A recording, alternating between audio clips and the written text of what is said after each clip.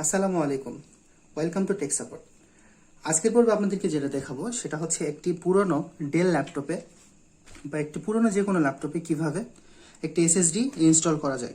তো এই ল্যাপটপটিতে অলরেডি একটি হার্ড ডিস্ক বা SATA hard disk set up করা আছে। প্রথমে সেটাকে রিমুভ করতে হবে এবং তারপর এই যে আমার হাতে এসএসডি এটা দেখতে পাচ্ছেন, এটা হচ্ছে টুলস্টোনের একটা এসএসডি 128 GB। এসএসডিটা আমরা এখানে ইনস্টল করব। আচ্ছা, আমরা প্রথমে যেটা করতে হবে সেটা হচ্ছে এখান থেকে যে ব্যাটারিটা আছে ব্যাটারিটা রিমুভ করে নিতে হবে। তো ফার্স্ট রিমুভ দ্য ব্যাটারি, তারপর যে অ্যাক্সেসরিগুলো আছে সেগুলো রিমুভ করে নেব।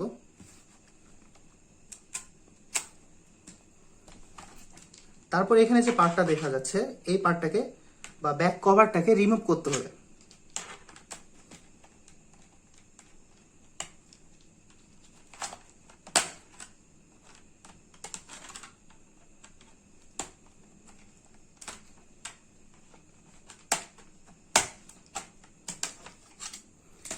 সো দেখতে পাচ্ছেন ব্যাক কভারটাকে রিমুভ করার পর এপাশে ফার্স্ট র্যাম আর সেকেন্ডারি র্যাম, আর এটা হচ্ছে ল্যাপটপের যে SATA হার্ড ডিস্ক।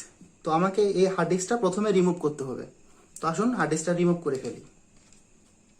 রিমুভ করার জন্য এখানে যে স্ক্রুটা দেওয়া আছে প্রথমে স্ক্রুটা খুলে ফেলতে হবে। তারপর এই যে ব্ল্যাক পার্টটা আছে এটা ধরে হার্ড ডিস্কটাকে পিছন দিকে পুশ করলে হার্ড ডিস্কটা খুলে যাবে। তারপর আস্তে করে হার্ড ডিস্কটা খুলে ফেলতে হবে। এটা হচ্ছে হার্ড ডিস্ক। এখন হার্ড ডিস্কের যে জায়গাটা আছে সেখানে আমরা এসএসডিটা ইনস্টল করব। তো আসুন দেখে নিই।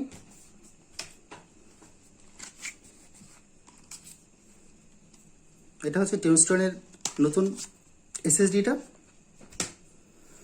এসএসডিটাকে আমাদেরকে সেম ডিরেকশনে জাস্ট হার্ড ডিস্কের স্লটে সেট করতে হবে।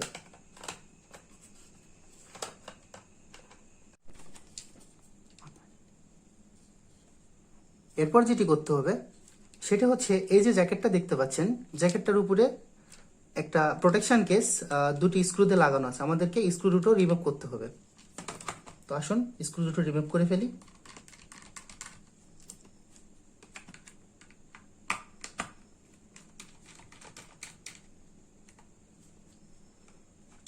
ব্যাস, জ্যাকেটটি হয়ে গেল আলাদা।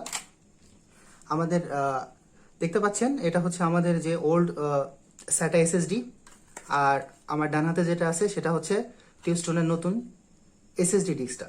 এরপর জ্যাকেটটিকে এসএসডির উপর বসিয়ে নিয়ে স্ক্রু দুটো দিয়ে ভালো করে আটকিয়ে দিব।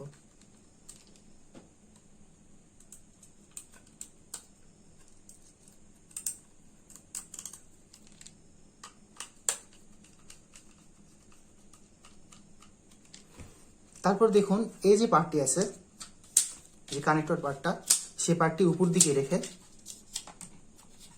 আমরা স্লটে বসিয়ে নিব।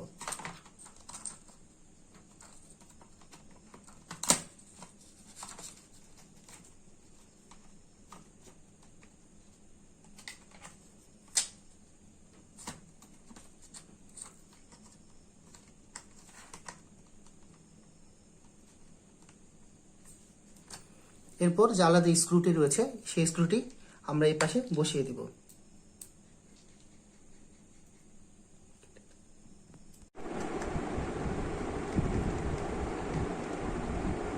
ব্যাস, চেক করে নেবেন এটা ভালোভাবে লাগানো হয়েছে কিনা। আচ্ছা, আমারটা লাগানো হয়ে গেছে।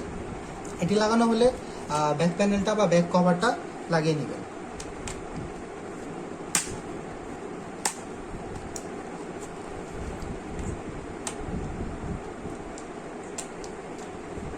এরপর ব্যাটারিটা,